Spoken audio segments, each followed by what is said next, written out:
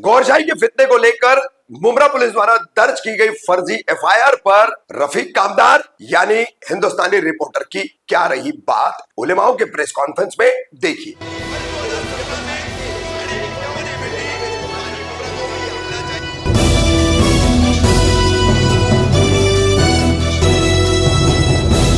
मैं रफीक भाई से गुजारिश करूंगा कि इस मौजू पे कुछ बात करें।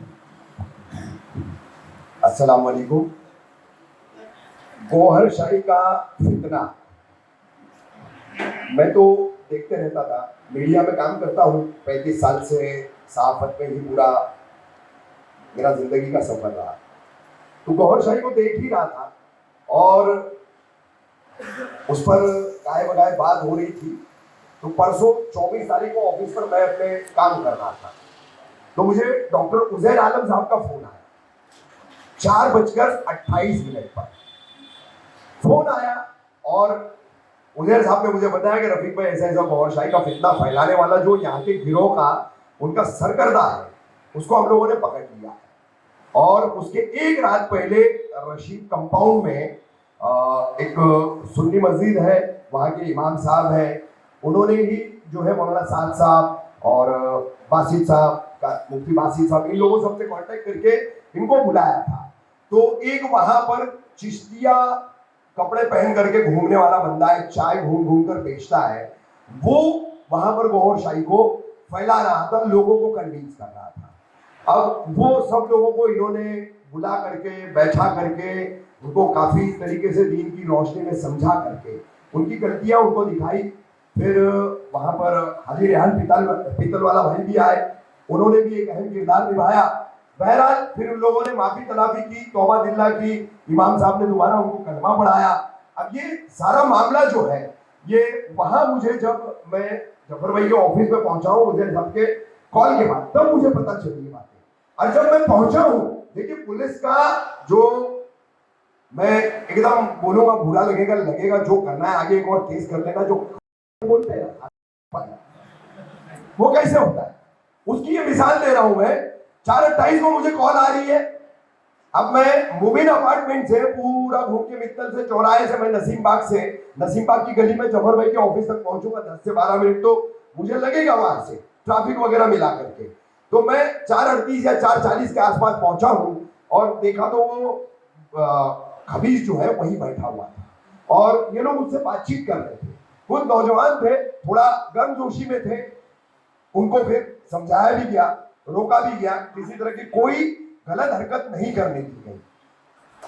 मैंने वहां खबर बनाई कि ये गौहरशाही का फितना कैसे आया हुआ है। उस खबर से पहले मैंने उससे ऑफ कैमरा बातचीत की। ऑफ कैमरा में उसने साफ कहा कि मैं उस रियाज अल गौहर को माज़अल्लाह तौबा इमाम मेहदी मानता हूँ, नबी मानता हूँ। उसने कबूल किया, उसने साफ साफ कबूल किया। और बाद में जब मैंने खबर बनाई तो उसने कैमरे में भी कबूल किया। अब पुलिस आई, बीट के लोग आए, उसको लेकर के पुलिस स्टेशन लेके गए। अब पुलिस स्टेशन ले जाने के बाद शुरू से ही क्राइम पीआई संजय दवने, इनका रवैया जो था वो बिल्कुल एकदम आपकी, यानी हमारी मौलाना साद साहब कह रहे हैं, कारी बासित साहब कह रहे हैं, इनकी बात ही नहीं समझ रहे हैं। एडवोकेट कबीर चौधरी उनको समझा रहे हैं कि ये मामला ऐसा है, ये मामला ऐसा है, तो वो समझ ही नहीं रहे। समझ सब रहे थे, लेकिन उनको समझना नहीं था। क्योंकि देखिए आज दुनिया में हम पर और हमारे दीन पर चौतरफा हमले हो रहे, अलग अलग परसेप्शन, अलग अलग डेफिनेशन ला करके जो है हमारे दीन की बेखगनी करने का काम बड़ा तेजी से किया जा रहा है। तो ये उसी में से रचे बसे हुए लोग हैं, खिलाफ इस्लाम वाली सोच है, साफ कहता हूँ। तो उनको हमारे उलमा क्या कह रहे, हमारे एडवोकेट साथी क्या कह रहे, वो समझने को तैयार ही नहीं है।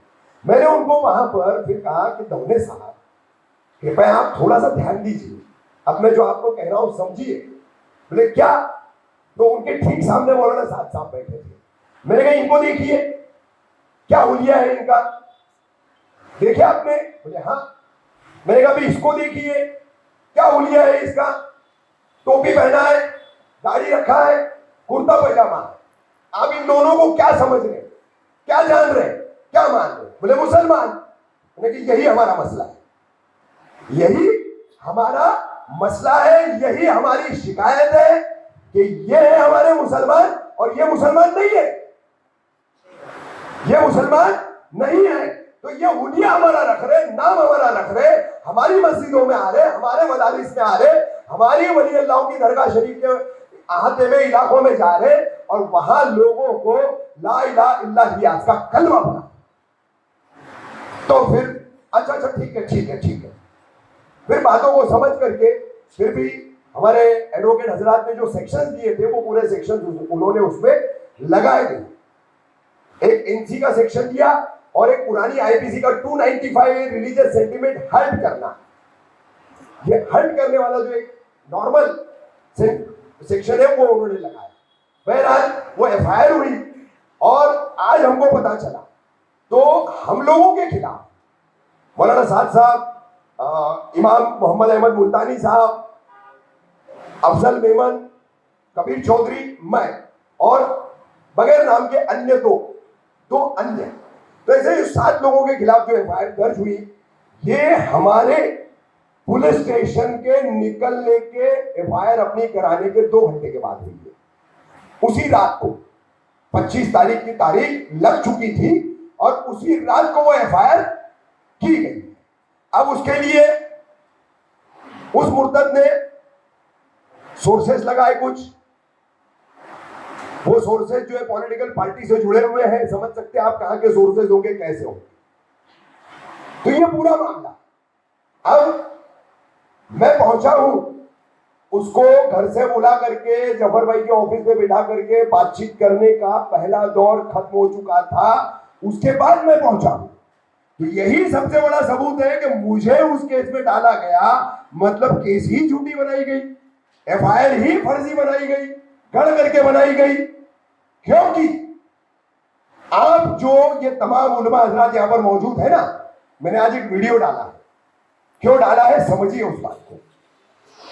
ये उलमा हजरात है, मौलाना मुसैब साहब है, मौलाना साद साहब है, नसीर भाई है, मौलाना मुख्तार साहब है, कारी बासित साहब है, मौलाना सफातुल्लाह साहब है, हमारे वहाब कासमी साहब है, हमारे हाफिज लुकमान साहब है, ऐसे तमाम तर लोग जो है अक्सर मैं देखता हूँ कि हमारा दीनी मामला है, हमारा शरीयत का मामला है, हमारा समाजी मामला है, हमारा सियासी मामला है, हमारी सोसाइटी की बात है, तो ये सबसे आगे रहते हैं।